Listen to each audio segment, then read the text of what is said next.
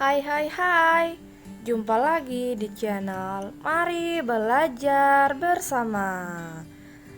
Di video kali ini kita akan belajar tema 2, subtema 1 dan pembelajaran ketiga. Kita langsung saja ke materi. Nah, masih ingatkah lagu Berdayung pada pembelajaran 1? Untuk kalian yang belum tahu bagaimana itu lagu Berdayung, bisa cek video sebelumnya yang pembelajaran ke-1.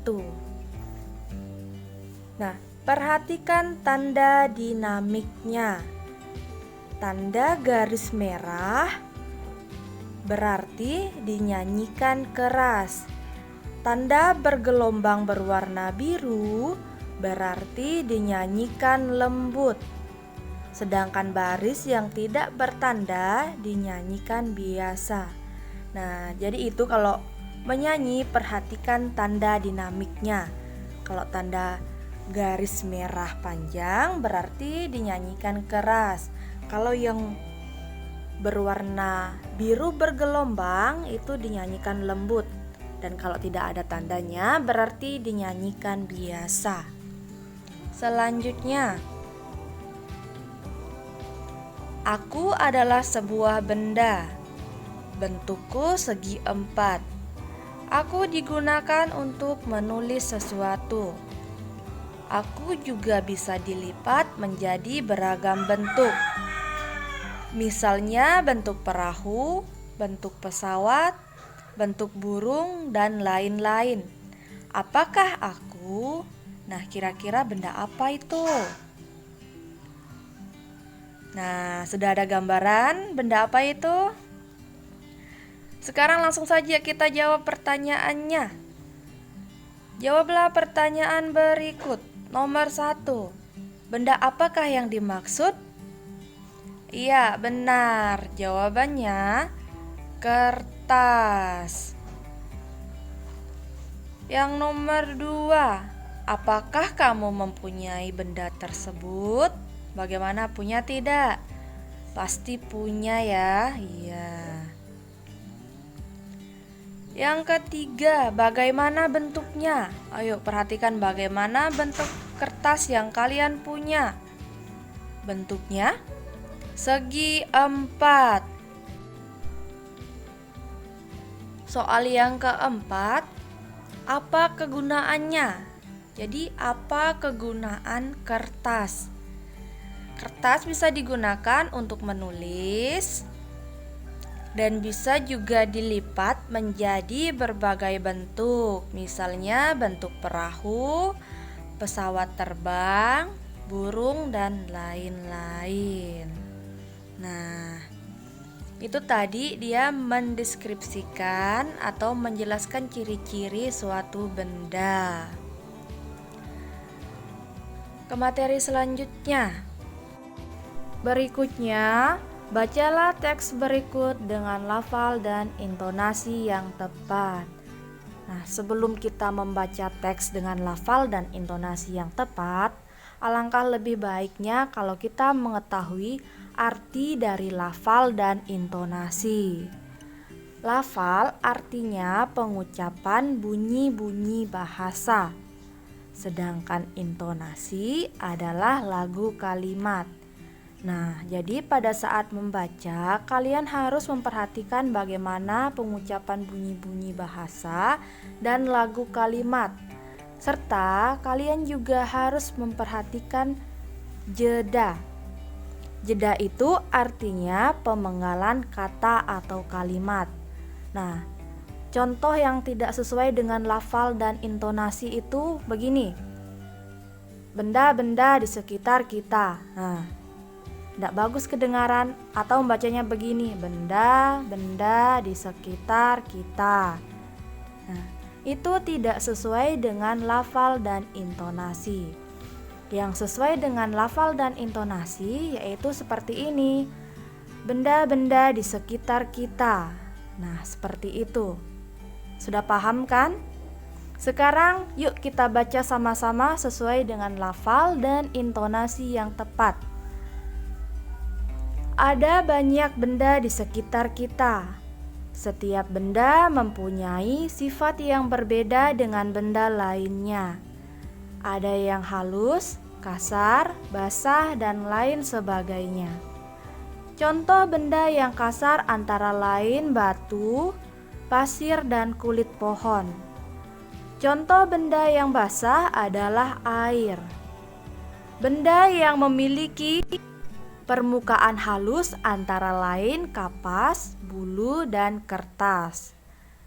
Tentunya masih banyak sifat-sifat lain dari benda-benda di sekitar kita.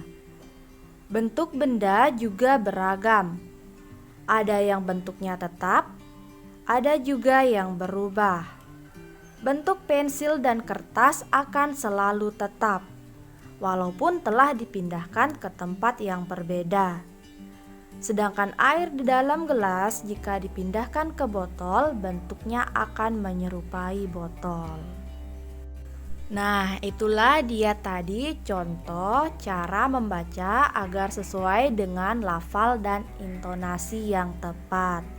Nah, pada bacaan ini dijelaskan sifat-sifat benda, mulai itu benda yang sifatnya halus, kasar, basah, dan lain sebagainya. Nah, contoh benda yang kasar yaitu batu, pasir, dan kulit pohon. Sedangkan benda yang halus contohnya kapas, bulu, dan kertas. Kemudian untuk wujud benda ada 3 jenis, yaitu benda padat, benda cair, dan benda gas. Benda padat itu contohnya kayak meja, buku, kursi, sepatu, tas, dan lain sebagainya. Kalau benda cair itu contohnya seperti air, minyak, bensin, kecap, oli, dan lain sebagainya. Kemudian benda gas itu contohnya balon dan ban mobil. Nah, kalian harus tahu benda padat itu bentuknya tidak akan pernah berubah walaupun kalian pindahkan ke tempat lain. Contohnya, misalnya pensil kalian coba kalian letakkan di atas buku. Nah, bentuknya bagaimana? Tetap masih pensil kan?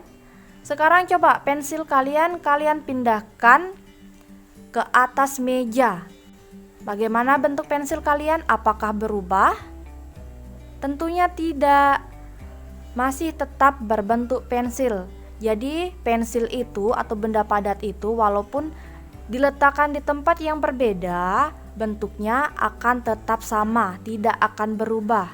Kecuali benda cair yang contohnya adalah air. Coba nanti kalian praktekkan. Ambil segelas air, kemudian kalian tuangkan ke dalam botol. Nah, perhatikan bentuknya. Apakah dia tetap berbentuk segelas air setelah dipindahkan ke dalam botol, atau dia bentuknya berubah menjadi botol? Pasti dia berubah menjadi bentuk botol. Nah, itu dia sifat benda cair. Berubah-ubah sesuai dengan wadah yang ditempatinya. Nah, benda gas pun juga begitu. Dia mengikuti wadah dari yang ditempatinya. Materi selanjutnya. Ternyata ada soal di sini. Perintahnya, susunlah huruf-huruf berikut hingga membentuk kata yang dimaksud. Nah, di sini ada huruf yang diletakkan secara acak. Kemudian di kolom yang sebelah kiri itu adalah arti dari huruf yang diacak. Jadi untuk menyusun huruf yang diacak itu kalian harus membaca artinya dulu agar kalian bisa menyusunnya. Oke, kita langsung saja. Soal nomor 1. Tidak berubah keadaan atau bentuknya. Nah, tidak berubah keadaan atau bentuknya dinamakan tetap.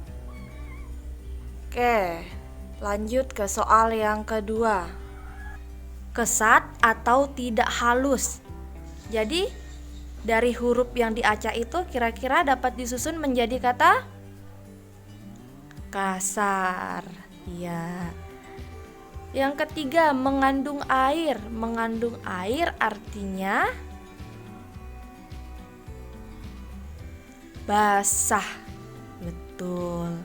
Kemudian yang keempat, licin, lembut atau tidak kasar adalah arti dari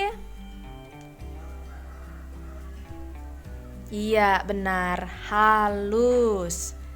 Yang terakhir, berbeda dari semula adalah arti dari iya, berubah. Nah, itulah dia tadi jawabannya. Oke, selanjutnya. Nah, di sini ada contoh. Amati gambar berikut. Nah, perhatikan di situ ada gambar batu. Di situ ada 3 kotak batu ya. Setiap kotaknya itu berisi 4 batu. Nah, kalau dijumlahkan menjadi 4 ditambah 4 ditambah 4. Kalau diubah menjadi bentuk perkalian menjadi 3 dikali 4. 3 itu jumlah kotak dan 4 itu isi dari setiap kotak. Jadi kalau dijumlah ataupun dikali itu hasilnya sama 12. Kita langsung saja ke soal. Diskusikanlah dengan teman sebangkumu. Oke, kita diskusi sama-sama ya.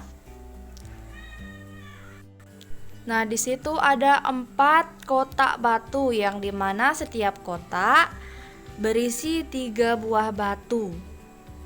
Nah, kalau kita jumlahkan menjadi 3 ditambah 3 ditambah 3 ditambah 3.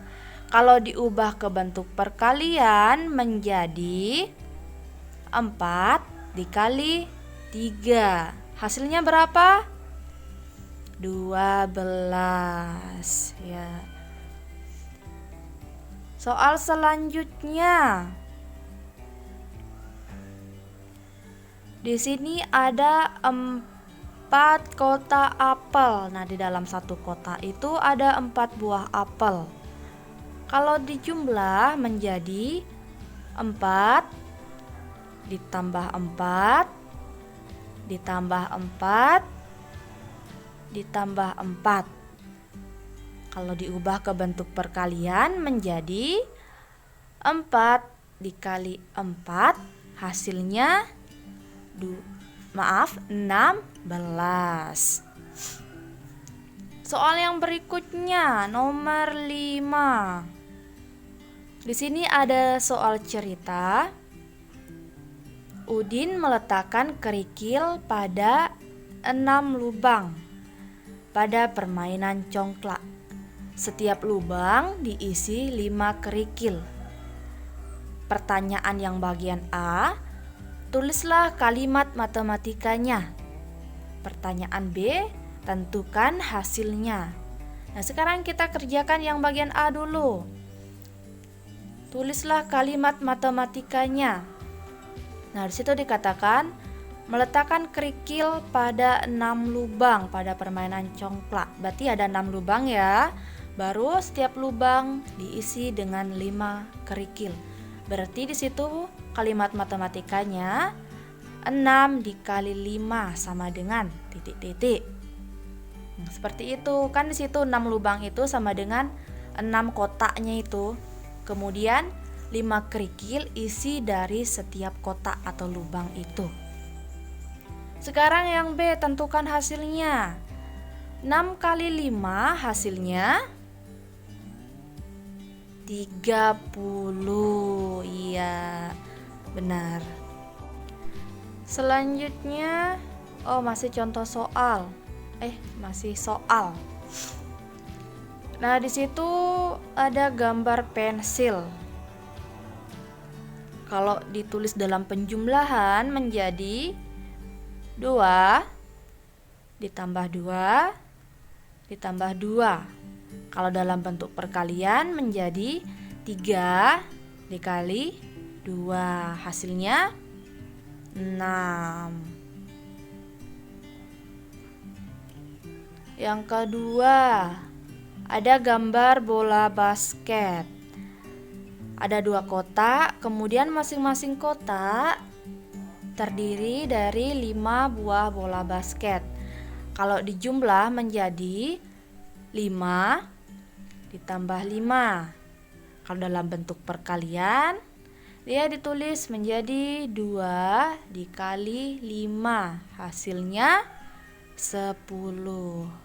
Bagaimana? Mudah kan? Nah, yang ketiga ada gambar perahu. Ada 4 kotak perahu yang dimana setiap kotak terdiri dari 1 perahu. Kalau dalam bentuk penjumlahan ditulis menjadi 1 ditambah 1 ditambah 1 tambah 1. Dalam bentuk perkalian ditulis 4 dikali 1 sama dengan 4. Bagaimana? Mudah kan?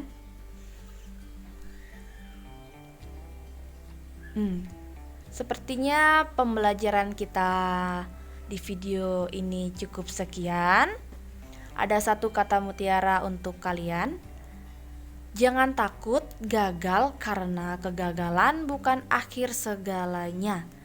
Belajarlah dari kesalahanmu dan bangkit lagi. Oke, jadi kalian jangan pernah takut gagal karena gagal masih bisa diperbaiki dan belajar dari kesalahan. Oke, sampai jumpa di video selanjutnya dan bye-bye.